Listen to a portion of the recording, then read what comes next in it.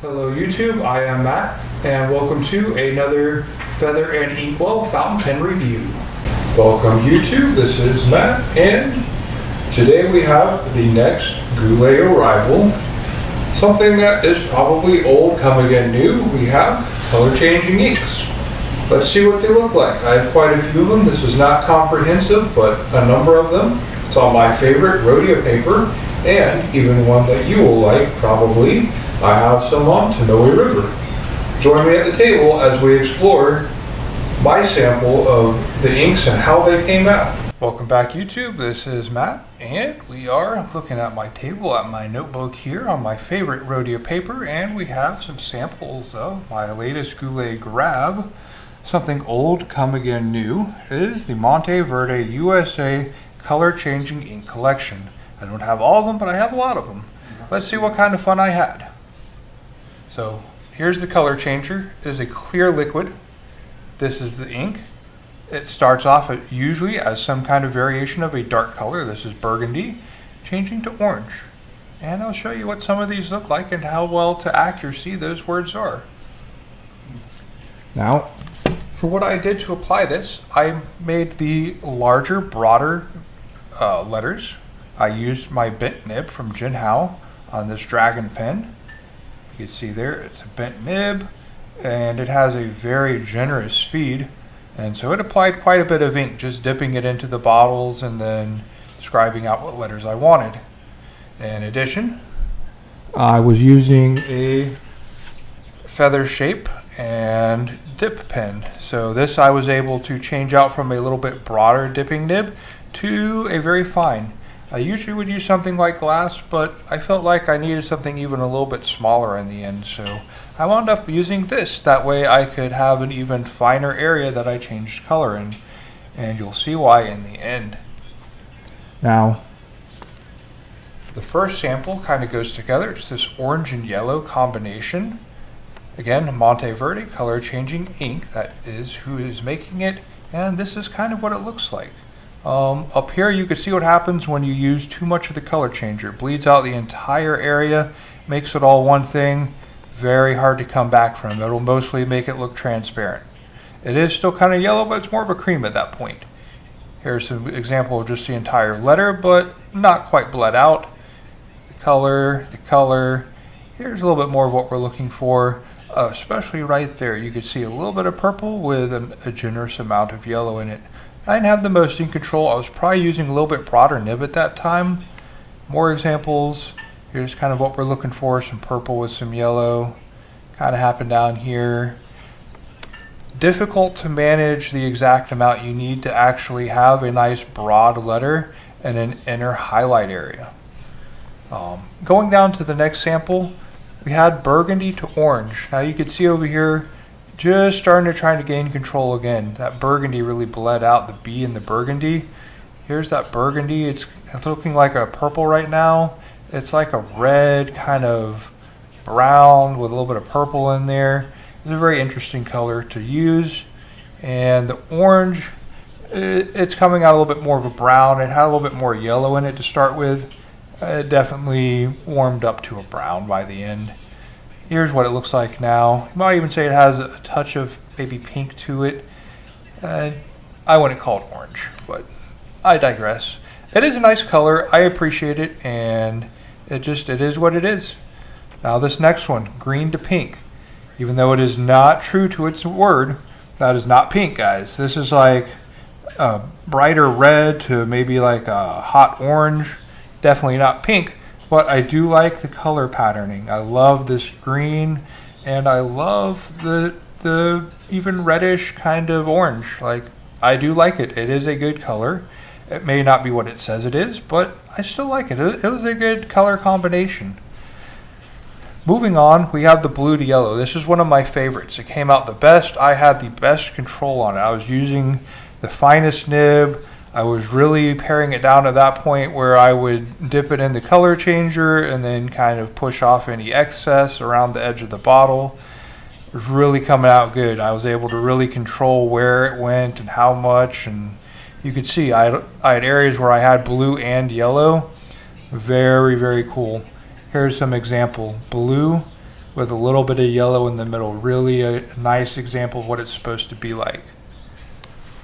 Down here we have our next sample, the brown to green.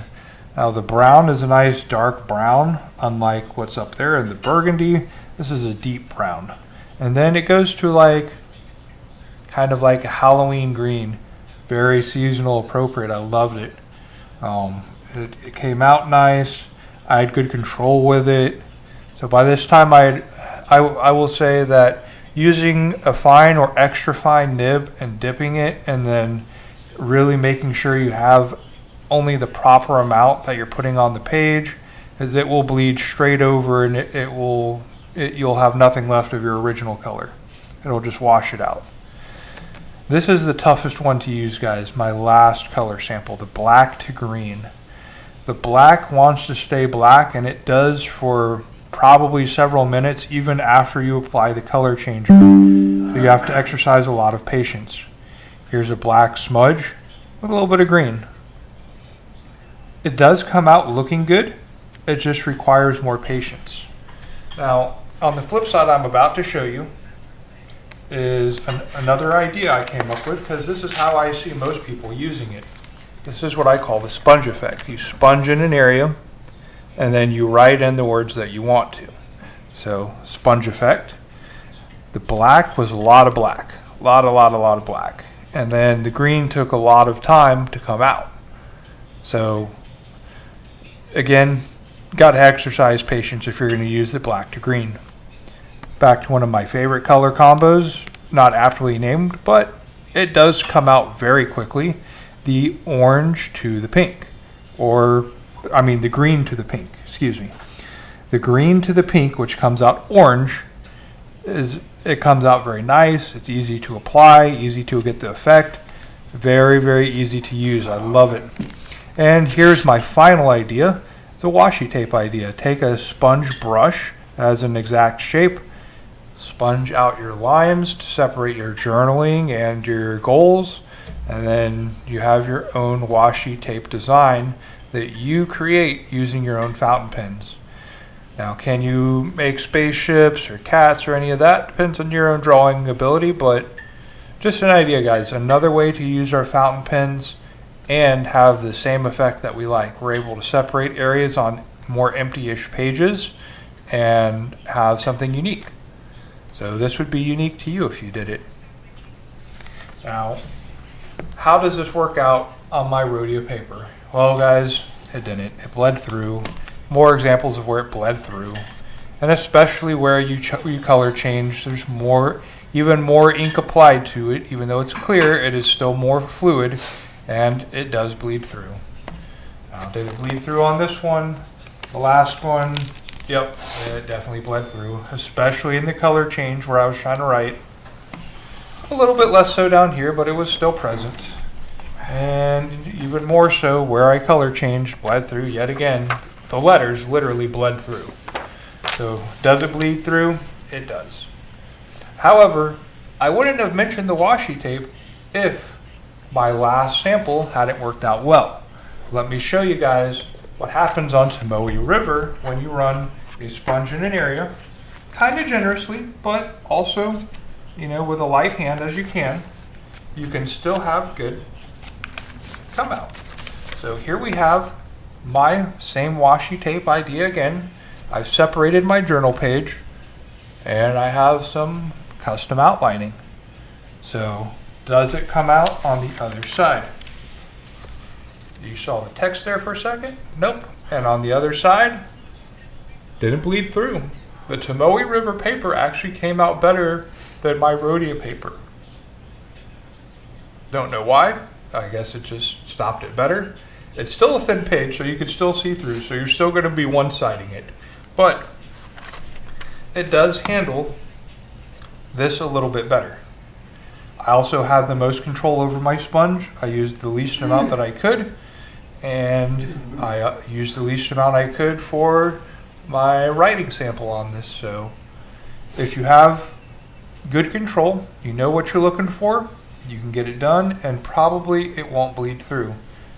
Mileage may differ, don't know. My Tomoe River came with a blotting page. I recommend a blotting page under it if you're going to try. That way you don't have to worry about bleed through. Guys, that is it. See you on the flip side.